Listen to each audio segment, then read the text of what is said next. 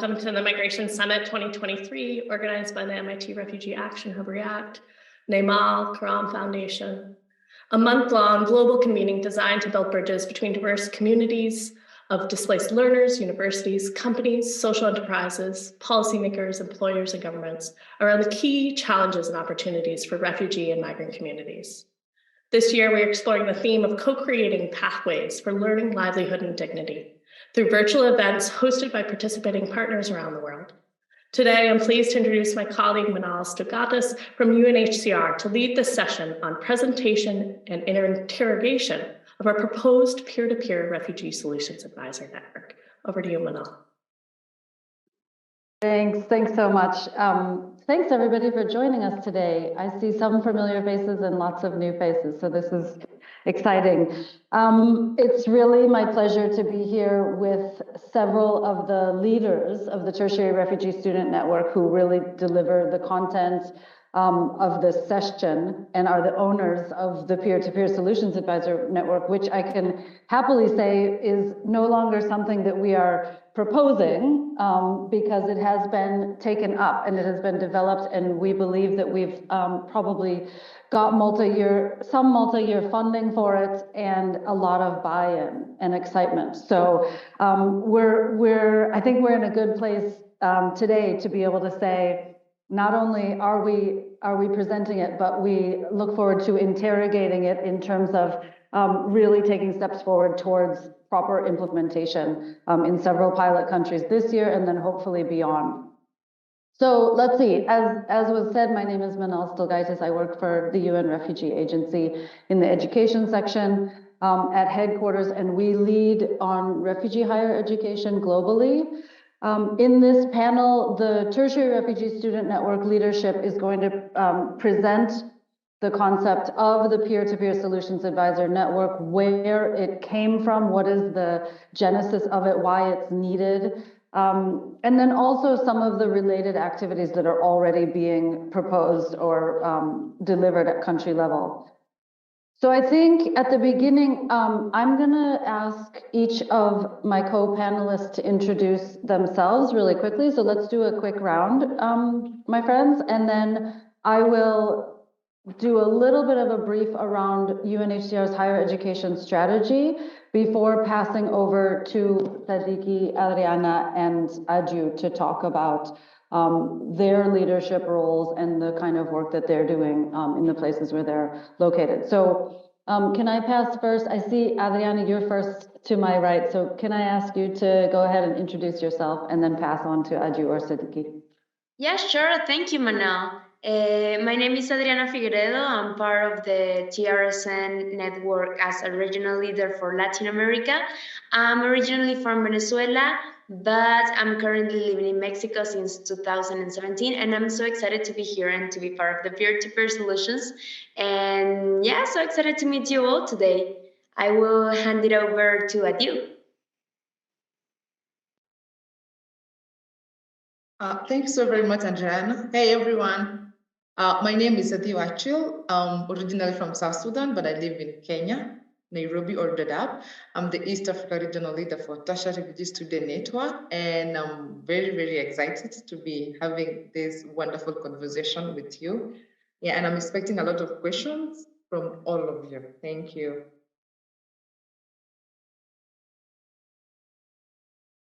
Sadiki? Thanks, Adhieu. I'm Sadiki Bamperineza. I'm originally from the Democratic Republic of Congo, and now I'm in Canada, and I'm one of the global leaders of the Tertiary Refugee Student Network. I'm happy to be here and also to discuss about the network activities. I'm going to hand it over to Samar. Thanks, Sadiki. My name is Sama, and I'm originally from Iraq, and I work alongside Manal in the UNHCR education section in the tertiary education team. I work on student mobilization and support alongside the TRSN leaders. Over to you, Manal. Thanks, Sama, and thanks, everyone. I just wanted to note, thank you to those of you who are already active in the chat. This is definitely the place to introduce yourself, Tell us what you're working on, how you're involved, why you're interested. And just to say, we're always taking notes and paying attention to the conversation going on in the chat, because so many interesting connections are worth following up, especially with people who we don't know yet and who have joined us for the call today. So Sama, am I correct in understanding, do you have the slides? If you can. Yes. Great. So I'm gonna start off just doing a quick overview of UNHCR's global leadership on higher education, and specifically linked to the very crucial role that refugee student and alumni leadership plays in delivering on our higher education commitments. So I think the slides are coming up. Let's see.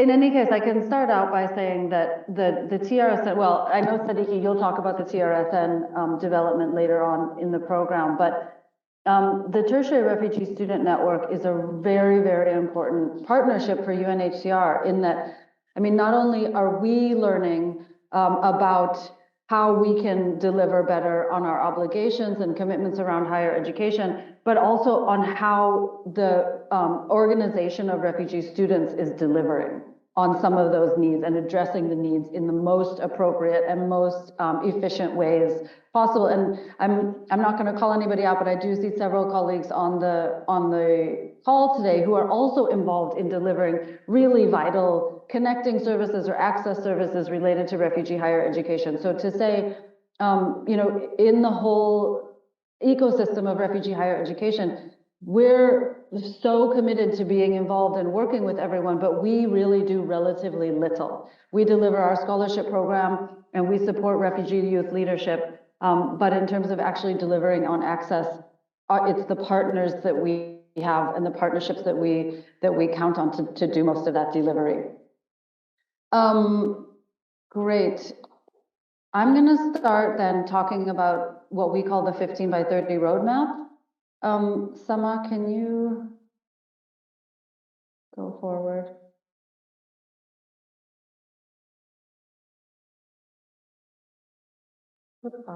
These are the slides for the peer-to-peer, but yeah. Okay, oh, don't worry. Then I'm just going to go ahead. So in 2019, we set an objective to achieve 15% enrollment of refugee youth in higher education. And what that means is that going from 2019, where we started at 1% enrollment, we are today at 6%, which means that over the next seven or so years, we've still got a lot of work to do. And I want to flag this because 6% seems like a very, very small number of refugee youth who are actually benefiting from higher education. But the sense that we are getting in working in this space is that move from 1% to 6% was relatively easy. And so now the hard work begins. To get from 6% to 15% and then beyond, this is going to take even more robust partnership, and specifically, I would say, the involvement of more refugee and non-refugee students in solidarity, and the involvement of more higher education institutions. And I know that, for example, where Adriana and where Adhieu are working, they're involved on a day-to-day basis with refugee youth who are accessing higher education in countries that are hosting them. And this is where the majority of the work and the hard work is being done. And so I would invite you, I'm going to talk a bit about the Global Refugee Forum at the end of this presentation, but I would encourage you all to, you know, to follow up, look in, educate yourself around the Global Refugee Forum and the opportunities for pledging and partnership and taking part in achieving some of our higher education goals around 15 by 30. So Sama, can you drop some of the Global Refugee Forum and Global Compact links into the chat? So in terms of the 15 by 30 objective, what we're talking about is 15% by 2030. And so that's been shortened into a hashtag of 15 by 30. And when we're looking at the 15%, what we see is refugee youth accessing higher education across 5 pillars. And so those pillars are in-country enrollment, so enrollment, for example, at the University of Nairobi or at Kenyatta or Moi in Kenya. The second is technical and vocational education and training. And that is similarly an opportunity for enrollment in higher education in a country that is hosting a refugee student or refugee students. Then in the middle of our 5 pillars of education is the DAFI Scholarship Program, and that's the program that we administer from UNHCR. And Adriana and Adhieu are both alumna of the DAFI Scholarship Program. And that program, so we've been running the DAFI program over the last 30 years. Over 24,000 refugee youth have participated in it. But as I said, the programs that UNHCR delivers in higher education are going to account for this much of the 15%. The big numbers are going to be delivered by committed higher education partners and higher education institutions. The student engagement, oh, sorry, I didn't finish my pillars. So then the third pillar is connected higher education. And I see my colleague Frankie is on the call today, and he leads globally on connected higher education for refugee and displaced learners. What we're talking about in terms of connected higher education are online degree programs, or more importantly, blended learning degree programs.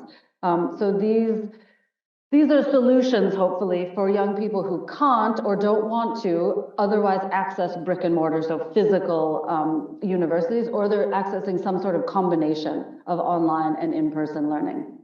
And then the last pillar is complementary education pathways, which are higher education pathways that allow young people to move from their country that's currently hosting them to a third country. So say, for example, someone might move from South Africa to Australia to access a higher education program, and then have an opportunity to maintain their protection status and stay there. So I'm going to stop with going through strategy and terminology of that sort, and move very, I think, just for a few minutes on why we feel student leadership and student engagement is so important to what we do, and then I'll pass over to the real important speakers today. UNHCR has expressed commitments to refugee participation across all of the programs, solutions, decisions that are made in shaping refugee protection. However, there is a much bigger role that we believe refugee youth specifically can and do, but can play in shaping the decisions that affect their lives. And I think what we've seen with the formation of the Tertiary Refugee Student Network is that mobilized and organized student leaders or graduate leaders are incredibly influential. And they're influential in several ways. They're influential with their peers, so as role models and as sources of valid information. They are influential to the universities in the host countries where they are, to be able to say, look at the success that we are, look at the potential that we have, look at the solidarity that we can build together. I would say they are far more influential than UNHCR possibly can be in the academic space. And then they're influential to non-refugee peers. And I think this is one of the really interesting things that we're seeing is the solidarity being built between organized refugee student groups and not necessarily non-refugee student groups, but not refugee student groups that are not exclusive, or sorry, student groups that are not exclusively non-refugee. So for example, there's a really strong partnership growing now between the Tertiary Refugee Student Network and the Global Student Forum, which is a huge student organization. And we only see this going from strength to strength in terms of the solidarity that we see with young people saying, absolutely, refugee youth need equal access to higher education, right? Like when you talk to non-refugee youth about the barriers and the limitations on refugee access to higher education, they're just sort of incredulous, right? They're saying, well, what is this that people are being excluded from the opportunity that I have? Or what is it that we're missing out on the presence of, having amazing colleagues like Adhieu, like Sadiki on our campus and part of our, of our learning environment, of our community, et cetera. So those kinds of solidarities that refugee youth specifically are leading on are critical and irreplaceable in our overall refugee higher education and protection strategy. So having said that, I would like to open up a conversation with the TRSN leadership to understand about TRSN, about the Peer-to-Peer Solutions Advisor Network, and then, as I said, about some of the actions that are taking place at country level. So, Sadiki, can I turn to you first? And if you could tell us about maybe a bit about TRSN and then about the new pilot project around the Peer-to-Peer Solution Advisor Network. And again, feel free to take this in any direction that you like, but how did we arrive at this position where we know that the Peer-to-Peer Solutions Advisor Network is needed, but also bona fide? How do we know that it's going to work? So over to you, Sadiki. Thank you very much, Manal. I'm sorry for my voice because I had flu in a few days, but now it's okay. So, thinking about the tertiary refugee student network, someone can go to the next slide. We started the network in 2019 with the World Refugee Day, because we were students coming from different parts of the world, and we saw that we're coming with different energies, with different backgrounds, but we share one thing in common. The first thing in common was being a refugee student and also having leadership perspectives. And then we came up with the idea of creating the network that can advocate for the access to tertiary education for refugees worldwide. And this network is a transformation between being a refugee student and also putting in front your leadership role. A refugeehood is not the whole story itself, but it's a part of the story. The story is a story of advance and leadership and resilience. And then we want to see a world where voices of refugee students are central in shaping education for them because they live that life. They know how they get challenges from all the angles of their lives. And then with that, the network is there to advocate for equitable access to tertiary education for refugees by supporting organizations to know more about the refugee contexts and also to share the information from the organization with refugees so that refugees can be able to apply for the opportunities, can know how to go through the opportunities, and also for the organizations to know how to approach refugees. And we bring information and we take information at the same time. You can go to the next slide, Sana. Yes, we exist in the whole world. We live everywhere because, as we've been discussing in the past, the world is becoming global, but it cannot rely on the global solutions in a kind of global perspective only, but we need contextual solutions from different backgrounds. That's why we have the network in Middle East and Asia, because there are students in Asia who face different kinds of challenges from the students in Africa. And these students can share these challenges and perspectives with the organizations that want to support education in Asia. So we are in Middle East and Asia, we are in West Africa, North Africa, in East and South Africa, South America, and North America, Europe, and Latin America. And we need to have a bigger community of the students so that we can have also bigger perspectives, we can have broader perspectives. So far, we are in these regions, and we are not in every country, we are in some countries in those places, and we need to increase and have many countries on board. So we can go to the next slide.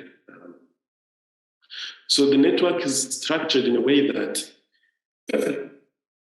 we have the global leadership, which is advocating on a global level, like speaking in this on this panel, like having the people who can advocate for greater access to higher education in the bigger platforms and can communicate with bigger institutions. And then with that, the global leadership communicates with the regional leadership, that takes the regional perspectives into the national perspectives, because we want to transcend this kind of understanding of advocacy about tertiary education, supporting each other from grassroots level, from a student as an individual, as a leader, a person, to the global level. And then the global leadership works with the regional leadership and with the national leadership that coordinates the clubs of the students, the students' communities on campuses, the alumni associations, and then we also understand the student perspective as a member of a club. Yeah, we can go to the next slide. So we have a good story to share of the way the network is growing. In 2022, I applied for a grant with the innovation team from UNHCR, and we succeeded through this path, and we got 45,000 USD to implement the peer-to-peer solutions model. It's called peer-to-peer because it's for refugees, by refugees, and when it becomes easy when a refugee is supporting another refugee in a way that he can give a perspective from the real world. Because when a student is passing through hardship and he can see someone who passed through the same hardship to explain the model, to give advice, it becomes easy and to understand. So we designed this, we called it peer-to-peer, where refugee students will be supporting other refugee students,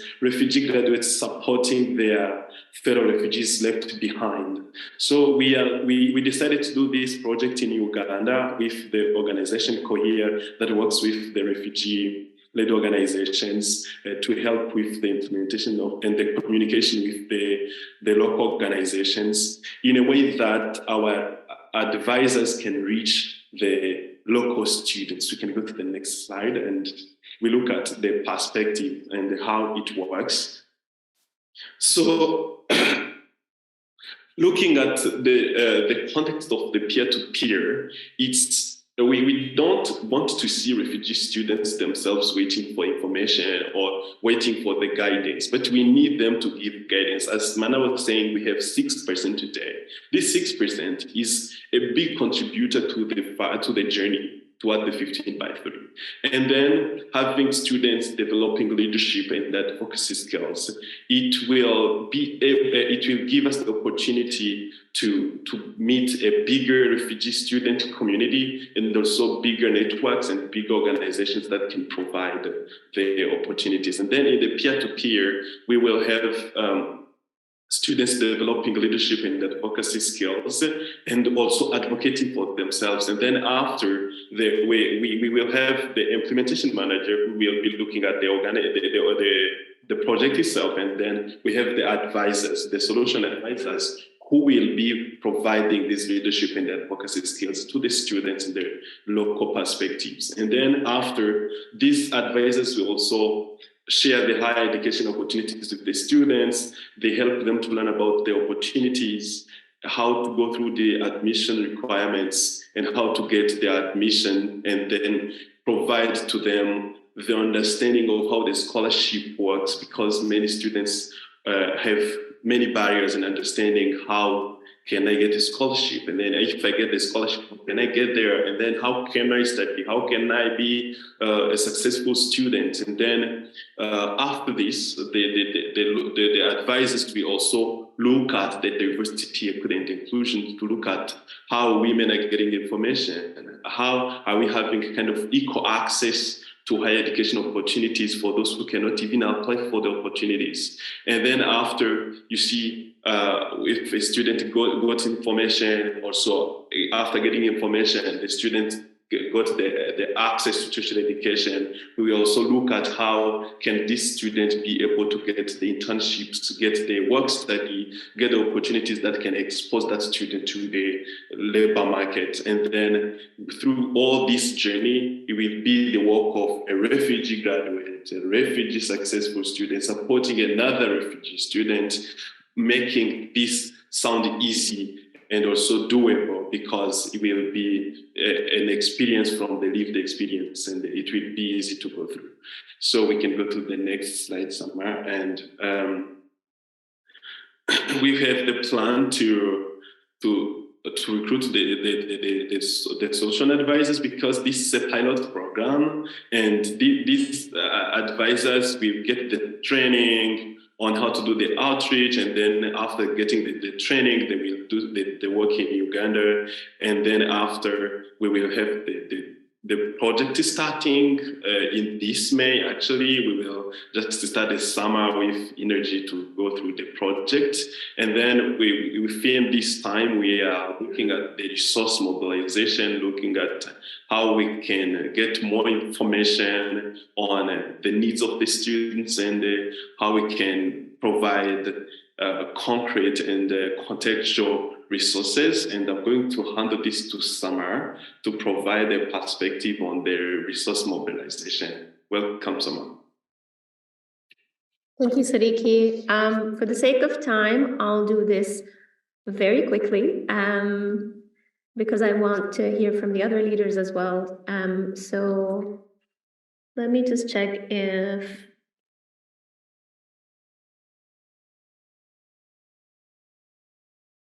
my slides can be shared as well.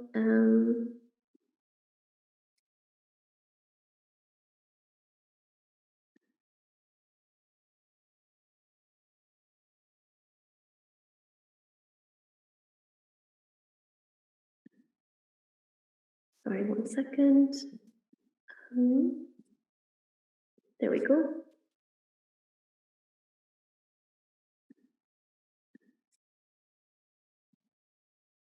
All right, so quickly zoning into the resource mobilization piece that Sadiki has so beautifully put into the context of the peer-to-peer. So the information resource is really an investigation into how can we communicate information to refugee students in transition. And the aim of the resource is to build a framework that really investigates how information can be accessed, and how these tools, navigational tools, can be accessed for students to not only have a mapping of opportunities that are available to them, but to also have that additional step of a navigational tool that is more contextualized based on the country that they're residing in. The other aim of the resource is to also help us have a framework for the upscaling of this project. So this would be a pilot, and then we would have opportunities to replicate this resource in other countries based on the context, as I said. And of course, it will contribute to more information, more knowledge about how refugee students themselves are saying they want to receive information. So this is a really important part. It's an important outcome of the peer-to-peer solution advisors network pilot. So the process that's proposed for building the resource is consultation with stakeholders and refugee students themselves. There's already been an initial needs assessment from the East African region and from other TRSN students saying, okay, these are information that we need to have, like the application support, like information about what's available to me in my host country. The consultation would take place with the students and other stakeholders holding other support programs and models for refugee students to investigate how can we present this information in a way that translates well, that is more accessible. And of course, this would be followed by building this resource concept and specifically adopting it for Uganda in the pilot country. And then, of course, testing the pilot through this resource, understanding how do the participants and the refugee students receive this information? Was it helpful? Getting some feedback on that process. And then, of course, that will feed into the upscaling and replicating, continuing to work on this concept of a resource that is actually really helpful and that complements the work of the UNHCR Opportunities Portal.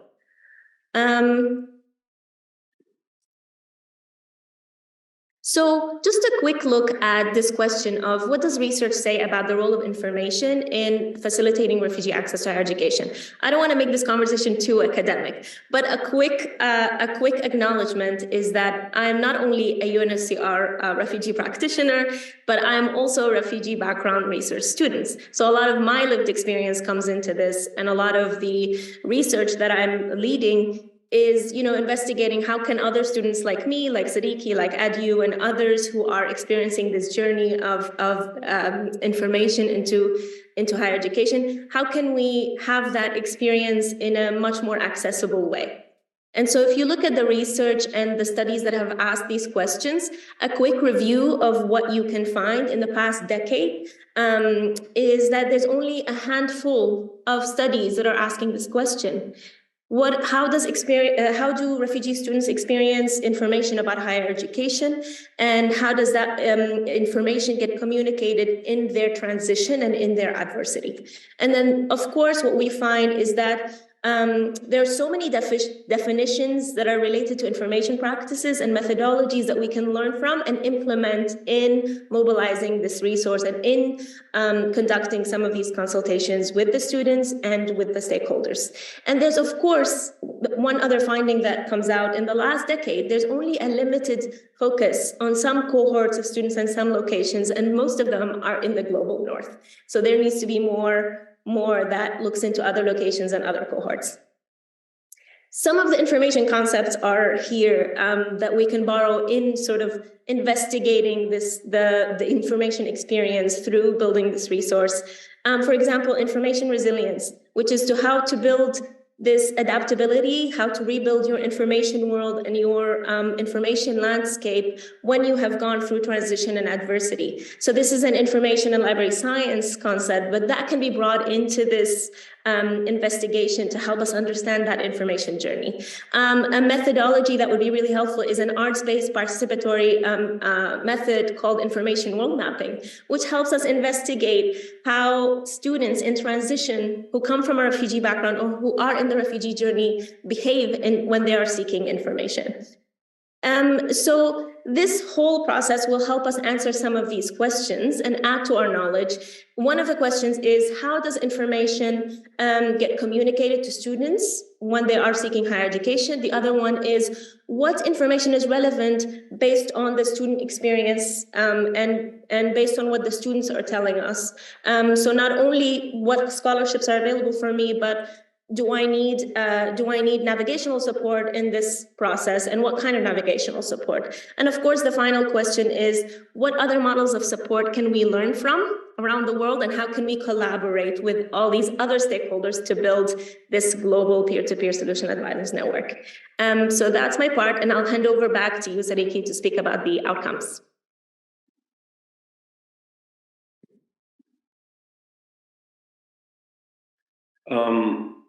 With the matter of time, I will just talk about the outcomes first. With the peer-to-peer advisory model, we will build an information resource and a learning management online tool where all information regarding education opportunities and the guidance can be stored and accessed as a complementary tool to the UNHCR opportunity site.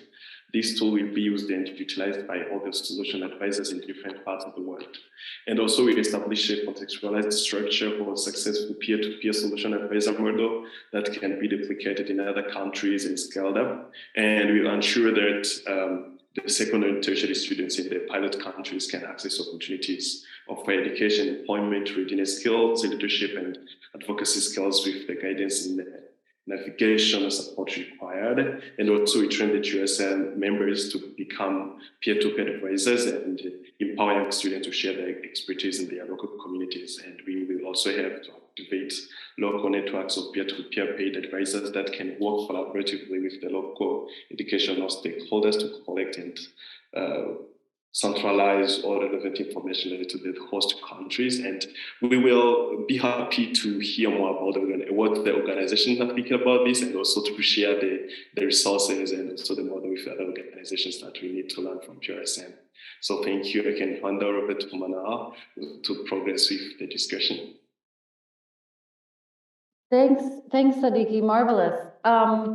So as I said, everybody, please feel free to put some questions in the chat. I mean, you've got an incredible panel of experts here.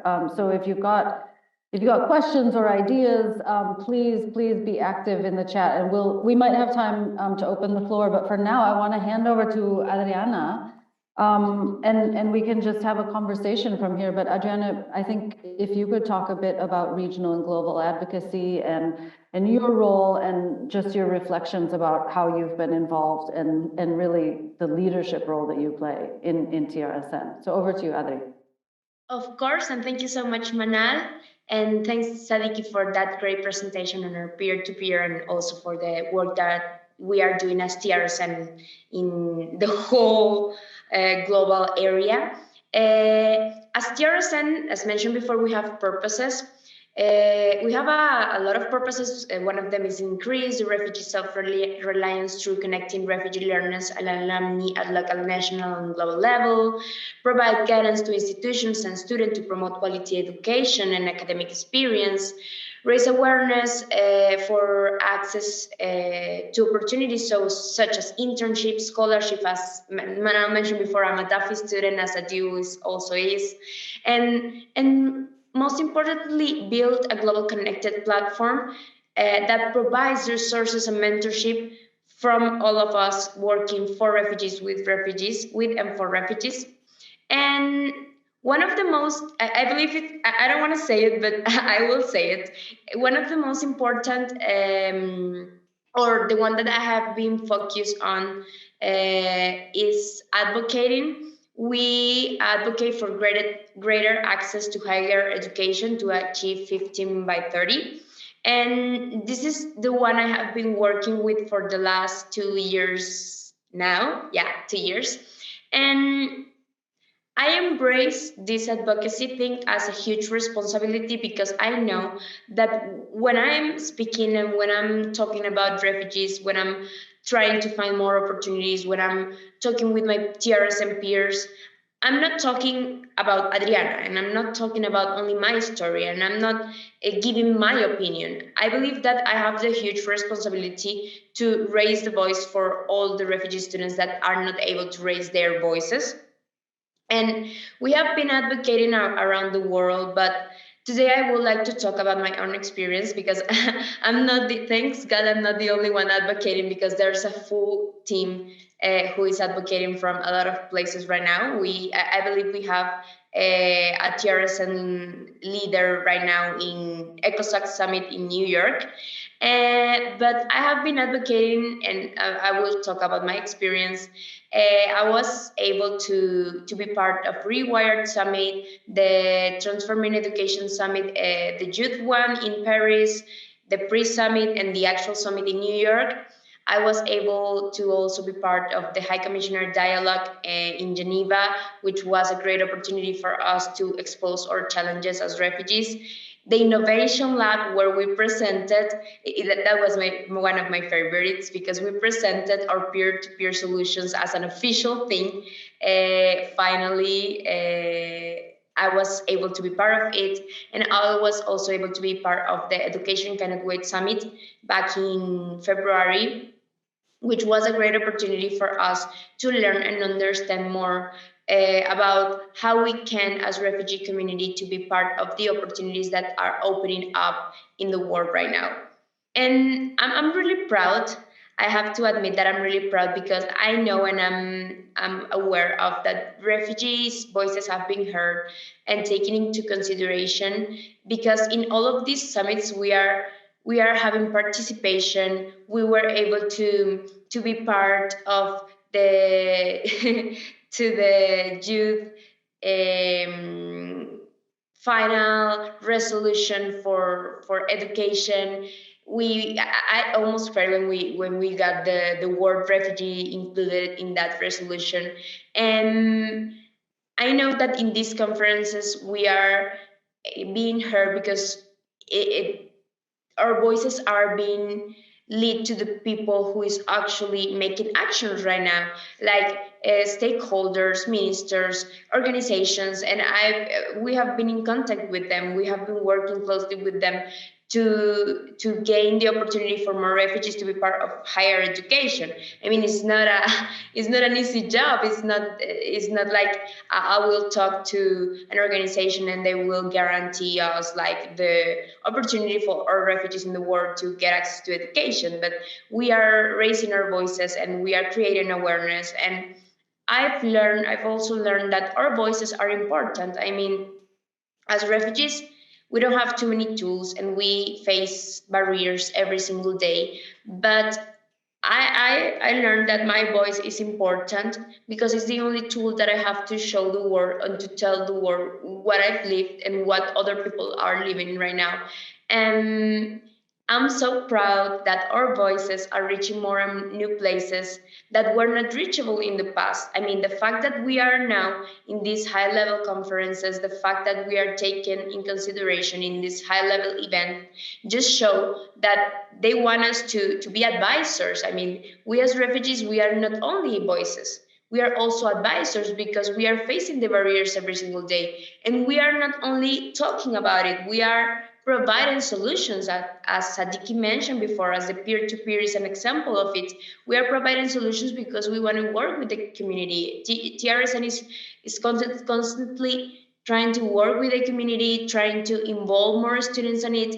And I'm so proud of it because it made me feel that we are not just talking about it, we are not just presenting, we are just actually doing something to change and to be part of the 15 by 30 initiative that UNHCR is leading. And I just want to close up because I know that we don't have too much time. But I wanted to say that TRSN is a bridge and that consultation must happen on the highest of levels because we are the one facing the barriers. Without refugee voices and without young voices, you're not going to be able to find solutions to the problems that we're having all across the world. So informing policymakers about the local context and grassroots work is an important aspect and is the most important aspect for advocacy. And who is better than us that we are facing the barriers and us that we are having the gaps to work together with all of the organizations and to work together with the stakeholders to be part of this change. And well, I believe that's all my presentation and that's all I needed to say. So I will hand it over to Manal. Thanks, Adri, thanks. You had so many interesting points there. And I just wanted to reflect on one thing. You said that advocacy is hard work. And it is. It's huge, huge hard work. And so I would like to invite one of the hardest workers that I know, Adhieu, if you would like to come in and reflect on the incredible amount of work that you've been doing in Kenya for the past number of years.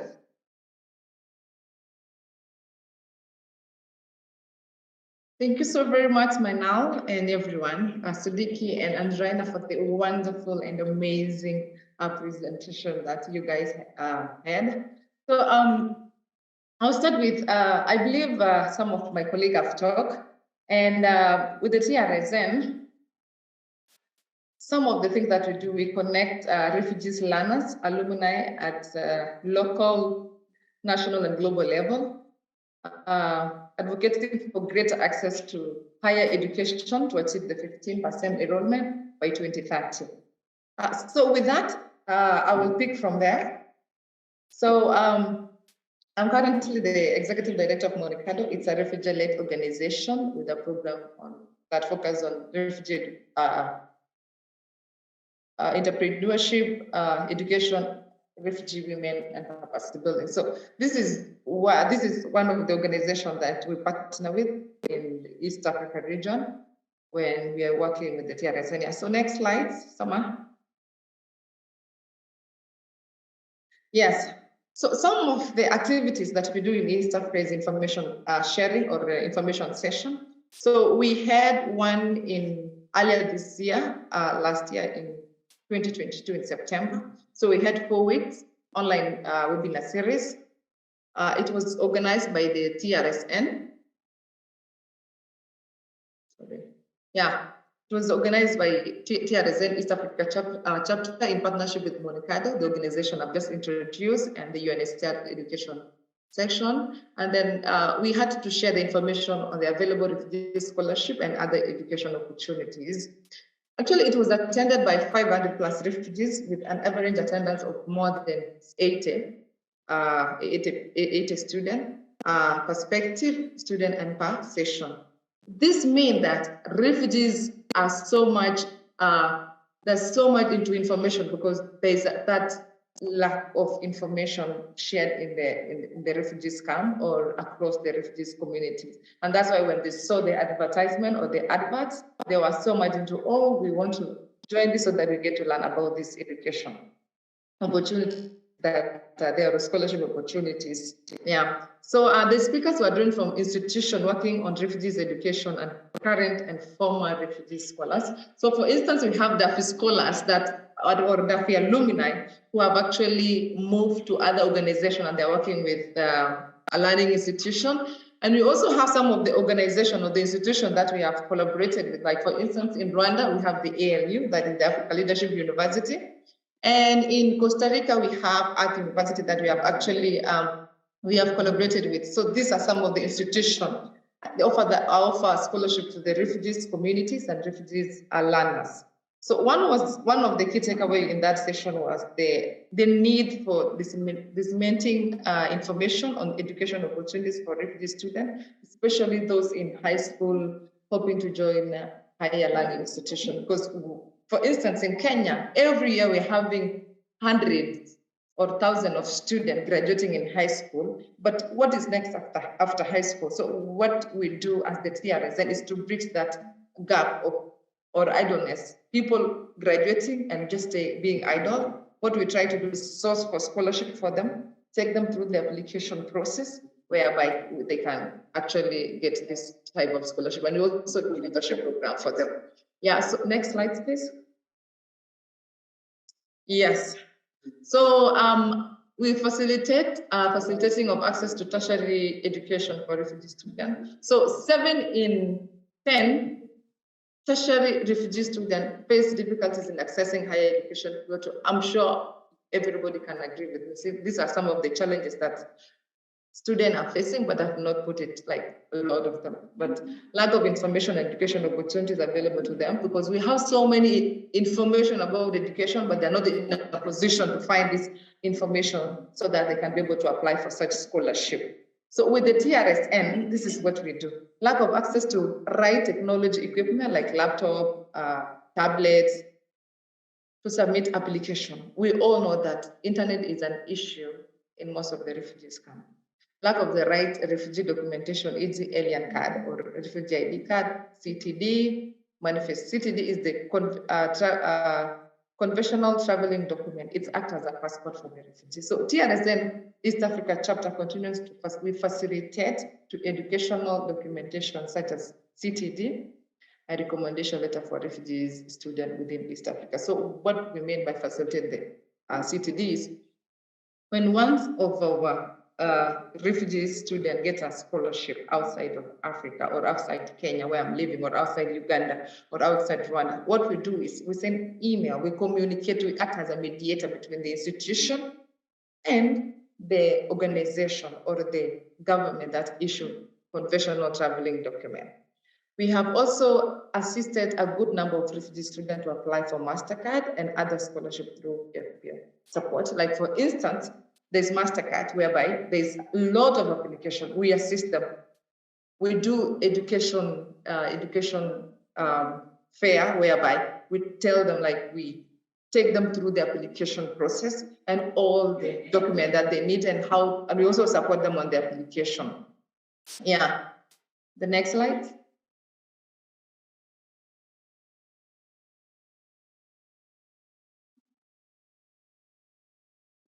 That's the last slide. Oh, okay, yeah. So this is what we do as the TRSN, and I believe right now we have actually managed to have more than 100 students joining higher institutions. What we are trying to do is to facilitate that or advocate for higher learning, that is people graduating and going directly to university. Yeah. So thank you so very much, everyone. And I'm willing to answer any question from this side of East Africa. We are always ready. And this is why people should actually support TRSN. It's a refugee-led and managed by refugees youth. Thank you. Thanks, Adhieu. I wanted to come back, I think, to all three of you, if I could. So I put a bunch of links in the chat that try to encapsulate some of the related activities that are already being implemented, right? So what we've seen is there are a number of refugee-led initiatives that aim to connect students to higher education opportunities, right? So really targeting students who are in secondary ed and helping them to make the transition that Adhieu was describing and all those challenges. So feel free to look at those. I wanted to ask though, and maybe Sadiki, back to you first, in implementing and rolling out the peer-to-peer solutions advisor network, what do you think is going to be the biggest challenge? I mean, given that we're trying, we're not trying to answer every question and every problem everywhere, but we are trying to make a global stab at this issue. So what do you think is going to be the hardest part? Yes, sorry for my voice. The hardest part with the peer-to-peer and the implementation in Uganda, I think it will be the beginning phase first, getting it started, because we need to connect with many organizations, government organizations, government agencies, and at the beginning, we need to do a lot of plannings with getting all the resources ready, with getting every stakeholder on board.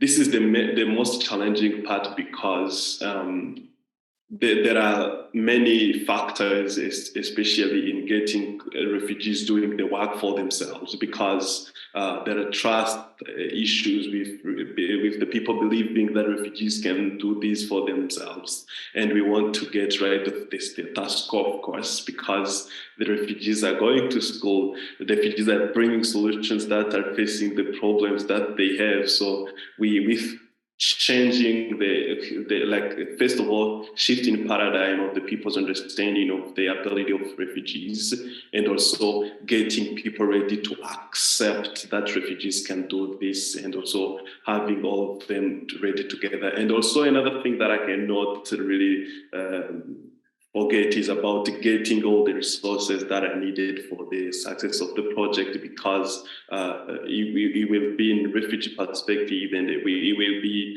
in a very challenging context where we will need many more resources, especially in terms of funds and getting ready for getting all the needed tools to get the project to success. Yeah. Sama, you can add any point if you do have one. No, I think you summarized it perfectly. It's interesting. It is. It's been a long road, Sadiki, but I think it's going to be interesting to see how TRSN leads through these next few months.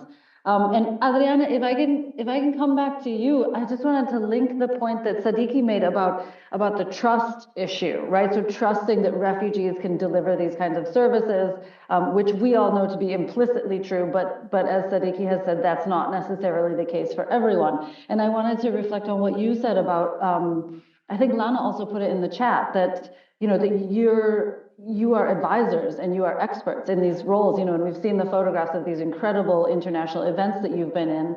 And I just wanted you to reflect on that a bit. Like, what is your experience in assuming that kind of a role? Do you find that your voice is trusted and that your opinion is requested and is respected? And how do you see, how do you experience that leadership role? Well, actually, it has been quite a responsibility, as I mentioned before, but I have been able to network with a lot of people. When I go to these kind of events, I'm not only speaking, I'm also networking and connecting and talking and finding solutions and meeting with possible colleagues and doing making TRSN grow, because the thing here in Latin America is that we are the smallest and newest part of TRSN, but we are growing, and that's what I'm focusing on right now. I'm advocating and making TRSN more friendly to Latin America, because we know it's kind of hard for us. But also, I wanted to highlight that I have been, it's kind of curious, because you will think that the advocate thing it's only when you go and speak and go to the high level summits, but I have been also advocating through social media.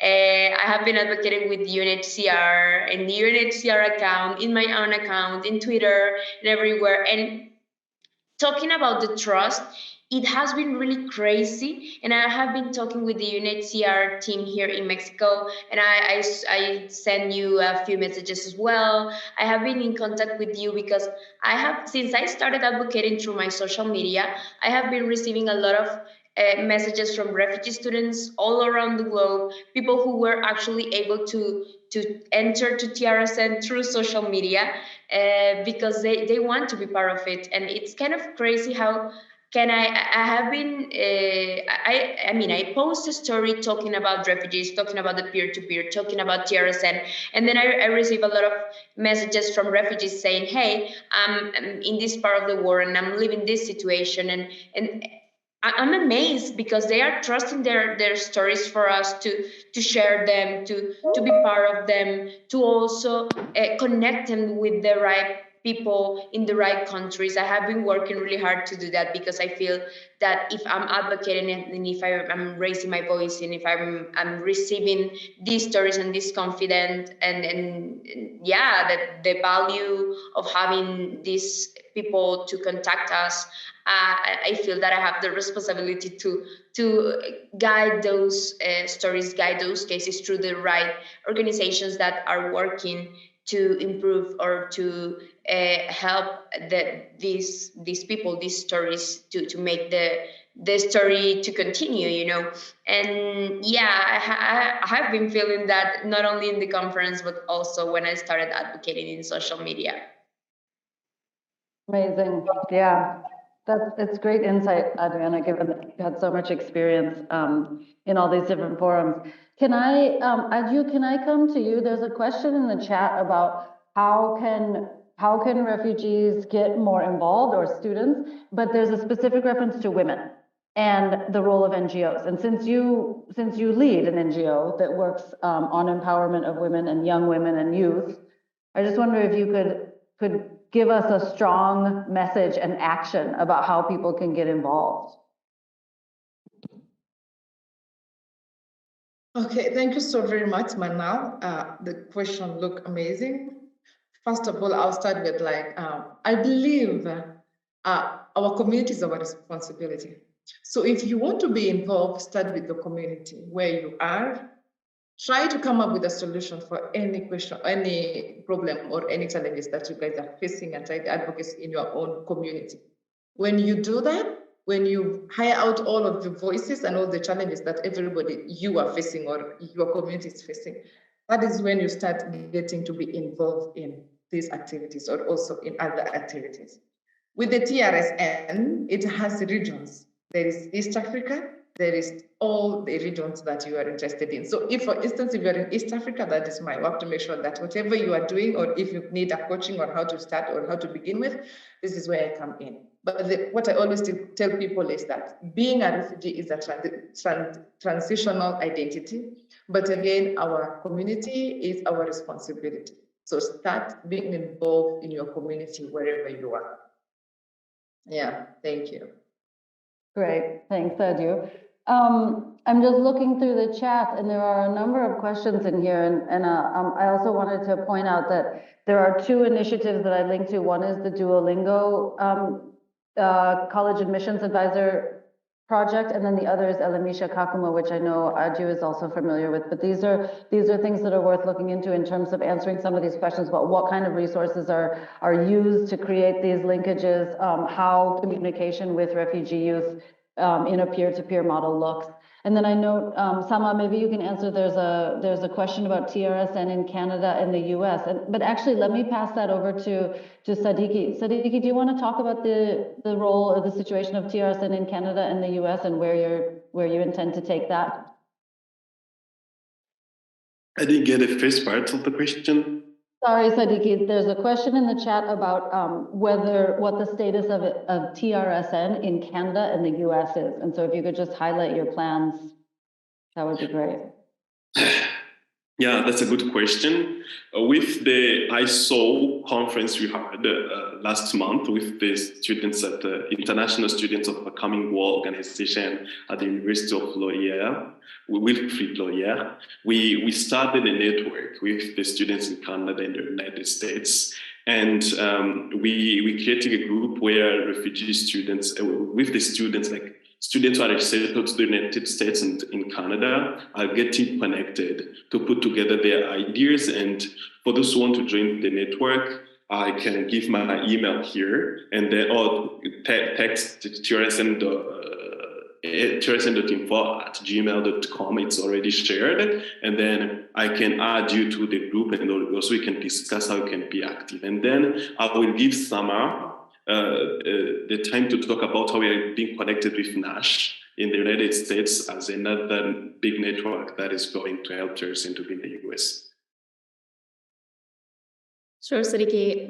Thank you. I won't add too much to what you said. I think these are conversations that are developing with university coalitions and associations and student groups that are active in the US, like the Student Voices for Refugees and other associations and groups that want to do advocacy and also on-campus support for refugee students, specifically some of the more recent cohorts that have arrived to the country. So there are a lot of ongoing conversations. And one way you could connect to TRSN is by sort of, if you have an initiative on your campus or with the university that you're connected with or with the student group, then you can email TRSN and sort of discuss what activities you want to implement and connecting them to your group and possibly having a collaboration with them and connecting to more global opportunities to showcase your work.